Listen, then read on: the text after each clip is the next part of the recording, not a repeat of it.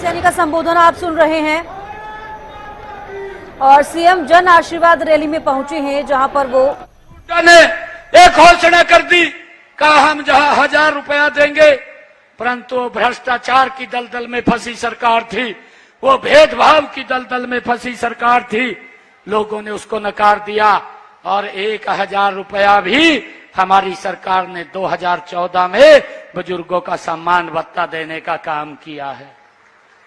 और भाइयों, मुझे खुशी है आज बुजुर्गों को देश में सबसे ज्यादा अगर सम्मान भत्ता कोई सरकार दे रही है तो ये डबल इंजन की सरकार नरेंद्र मोदी जी के नेतृत्व में बुजुर्गों को 3000 रुपया सम्मान भत्ता देने का काम, खाते के अंदर सीधा पहुंचाने का काम ये हमारी सरकार कर रही है और ये लोग हिसाब मांगते हुए घूम रहे हैं।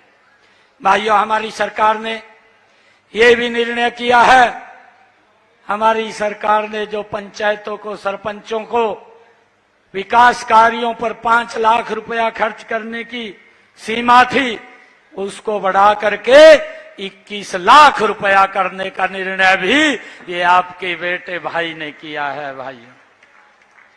भाइयों, मुझे यह भी खुशी है कि हमारी सरकार ने जो ये हिसाब मांग रहे हैं अग्निवीर को लेकर के भांति भांति का अफवाह फैलाने का काम कर रहे हैं, हमारी सरकार ने, आपके बेटे ने यह निर्णय किया जिसकी प्रशंसा भारत के यशस्वी प्रधानमंत्री नरेंद्र मोदी जी ने द्रास के अंदर सैनिकों के बीच में जाकर के कारगिल विजय दिवस वाले दिन की। भाइयों, मुझे खुशी है हमारी सरकार ने निर्णय किया कि कोई भी अग्निवीर जो 4 साल के बाद घर पे आएगा, हरियाणा सरकार उसको हरियाणा सरकार में नौकरी देने का काम वो करेगी। कोई किसी भी हमारे अग्निवीर को चिंता करने की जरूरत नहीं है। उसके लिए हमने नौकरियों में 10% का आरक्षण ये आपके बेटे भाई ने किया है, जिसका लाभ हमारे उन अग्निवीर भाइयों को मिलेगा। भाइयों, मुझे ये भी खुशी है कि हमने 9 अगस्त को एक और निर्णय किया, लगातार हम कर भी रहे हैं। 4 अगस्त को भी एक निर्णय किया, क्योंकि हर रोज कोई न कोई काम कर रहे हैं और महत्वपूर्ण काम इस प्रदेश के लिए हमने किया है। 4 अगस्त को हमने एक निर्णय और किया, अंग्रेजों के समय का एक अभियान का चार्ज मेरे किसानों के ऊपर लगता था, उनको अभियान के तौर के ऊपर पैसा देना पड़ता था। हमारी सरकार ने आकर के ये निर्णय किया कि अंग्रेजों के समय के इस अभियान को अब समाप्त कर दिया जाएगा और 133 करोड़ रुपया जो मेरे किसानों को देना है उसको भी माफ करने का काम आपके बेटे भाई ने किया है। भाइयों, मुझे ये भी खुशी है 8 अगस्त को अब भी ये कांग्रेस के लोग तरह तरह की अफवाहें, झूठ की अफवाहें फैलाने का काम कर रहे हैं, परंतु ये आपके एक पिछड़े समाज का बेटा जो लिख देता है पेन से, वो पत्थर के ऊपर लकीर है, उसको कोई काट नहीं सकता। भाइयों, मैं आज आप लोगों के बीच में ये बात कहना चाहता हूं, क्योंकि अफवाह फैला रहे हैं।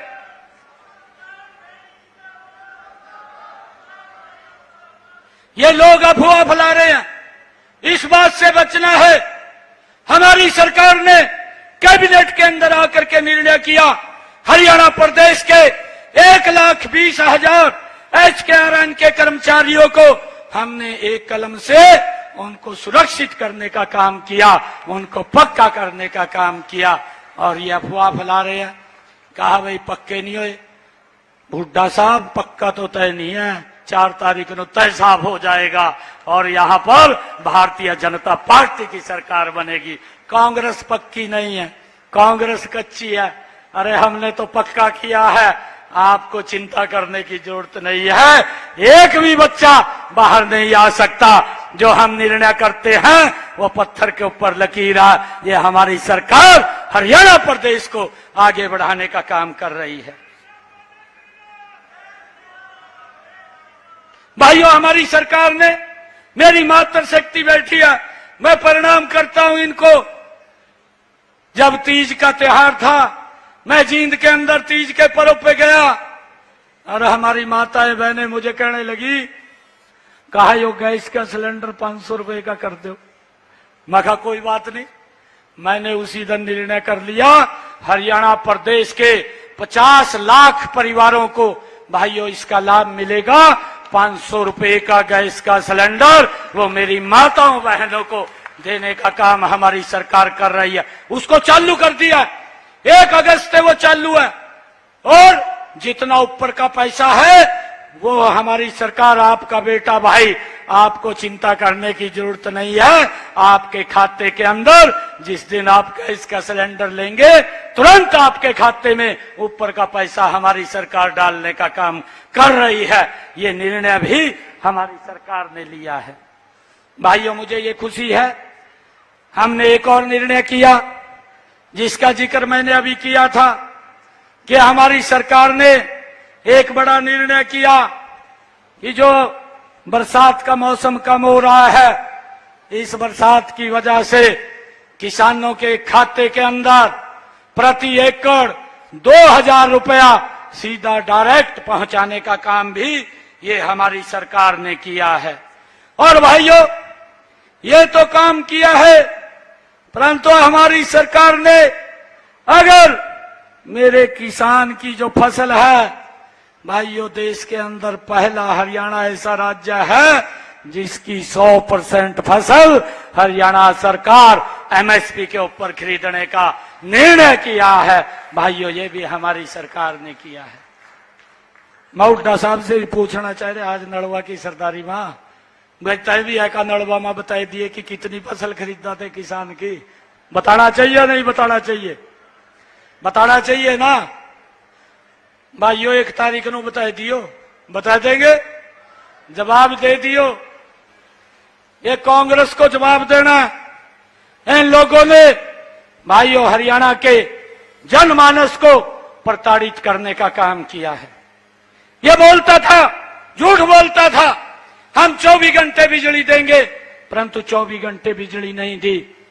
भाइयों 24 घंटे अगर किसी ने बिजली दी, ये डबल इंजन की सरकार, ये भारतीय जनता पार्टी नरेंद्र मोदी और हरियाणा सरकार ने 24 घंटे बिजली देने का काम ये हमारी सरकार ने किया है।